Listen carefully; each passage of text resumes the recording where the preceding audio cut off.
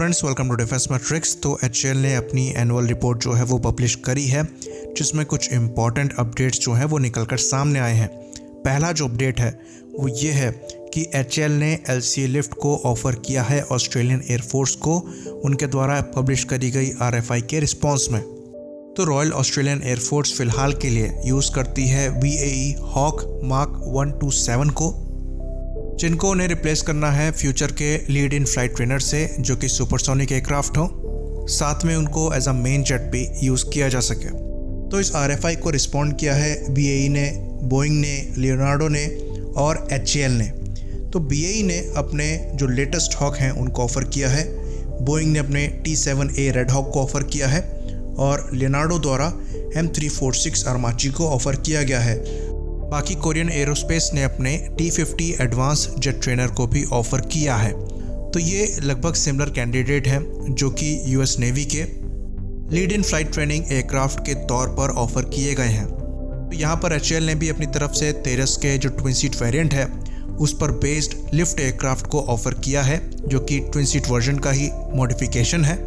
और अगर यहाँ पर हम रॉयल ऑस्ट्रेलियन एयरफोर्स की बात करें तो इनके द्वारा जो मेन एयरक्राफ्ट यूज़ किए जाते हैं उसमें F-18 हॉर्नेट्स हैं, सुपर हॉर्नेट्स हैं और F-35 किए जाने हैं। तो ये जो F-18 हॉर्नेट्स हैं वो यूज़ करते हैं जनरल इलेक्ट्रिक के F404 इंजन को। लॉजिस्टिकली इनके लिए ज़्यादा आसानी यहाँ पड़ेगी कि अगर वो ऐसे एयरक्राफ्ट खोलें जिनमें ये इंजन लगे हैं, और जो ऑफ़र किए गए हैं एयरक्राफ्ट उनमें से 3 ऐसे हैं जिनमें ये इंजन लगे हैं।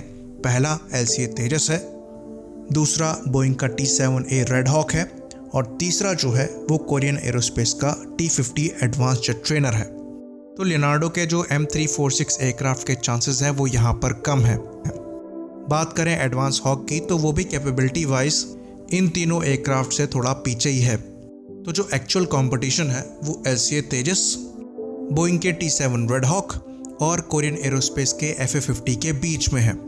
तो इन तीनों में जो सबसे एडवांस एयरक्राफ्ट होने वाला है वो एलसीए तेजस से निकल कर सामने आ रहा है, जिसका मार्क 1A वर्जन जो आ रहा है, और उसके ऊपर तेजस का लिफ्ट वर्जन बनना है। लेकिन यहाँ पर जो सबसे ज़्यादा चांसेस हैं वो बोइंग के T-7 रेड हॉक के हैं, उसके बाद FA-50 के हैं।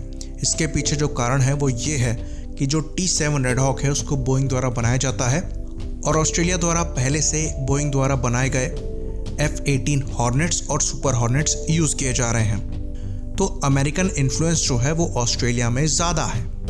बात करें कि FA-50 के चांसेस T-7 के बाद क्यों ज़्यादा हैं, वो इसलिए हैं क्योंकि इसको लॉकहीड मार्टिन की मदद से बनाया गया है। तो यहाँ पर भी अमेरिकन इन्फ्लुएंस जो है वो काम करता है।